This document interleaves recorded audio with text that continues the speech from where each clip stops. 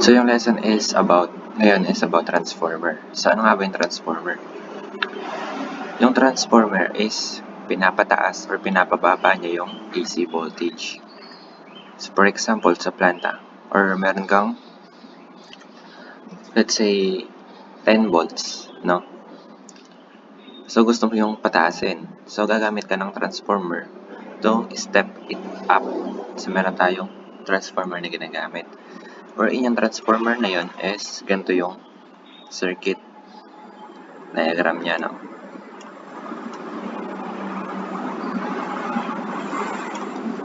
Then,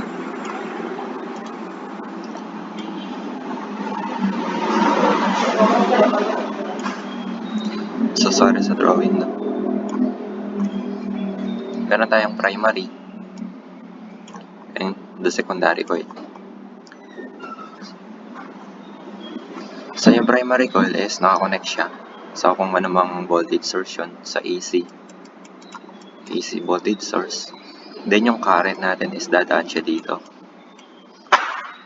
So yung alternating current is pabalik-balik yan, which is mag-i-induce ng electromagnetic field dito sa wire. So yung electromagnetic field sa wire is marireach niya yung secondary coil. Then pag na-reach yung secondary coil, mag-i-induce yun ng current, which is AC rin. So from, let's say, from low voltage to high voltage. So paano nangyayari na tumataas yung voltage? Dahil yun dun sa mga coil natin. So if yung primary natin is konti yung number of turns, then yung secondary natin is mas marami.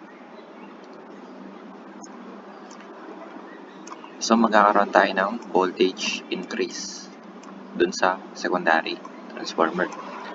So vice versa yan, if mababa yung primary, then yung secondary is mas marami. So magkakaroon tayo ng ganun ba na? So if marami yung primary, then konti yung secondary, magkakaroon tayo ng step down transformer. Kung mapapansin nyo, galing yun sa mataas na voltage, no? So paano natin nagagamit yung mataas na voltage na yun sa mga bahay-bahay? Dahil yun dun sa gamit ng transformer, which is pinapababa nila yung voltage from high voltage to low voltage. So we can say that the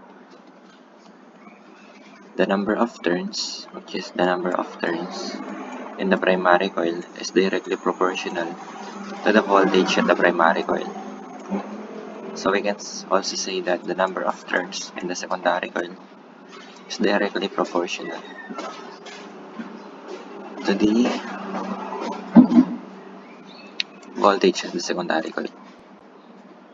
So dapat yung power is equal sila. Dapat P in is equal to P out. So yung P input natin is current for primary coil multiplied by the voltage at the primary coil is equal to the output, which is voltage at the secondary coil multiplied by the current at the secondary coil. So meron tayong P primary multiplied by the I primary is equal to B secondary multiplied by the I secondary, wherein gagamitin natin para makapag-solve ng transformer problem. So sabi dito, a transformer has 500 primary turns and 3,000 secondary turns. So dito pa lang, mapapansin nyo na tataas yung voltage natin. If the primary voltage is 240 volts, determine the secondary voltage assuming an ideal transformer. So meron tayong NP, which is equal to 500. NS is is equal to 3,000. Then the VB natin, V primary is equal to 240 volts. Then the BS, which is the voltage at the secondary, is unknown. So using ratio and proportion, we can say that N over P all over NS is equal to the BP all over the BS. So para makuha yung BS, cross multiply. So BS is equal to BP NS all over the NP. Wherein meron tayong BP, which is 240 volts, multiply by the NS, which is 3,000, divided by 500, which is equal to 1,440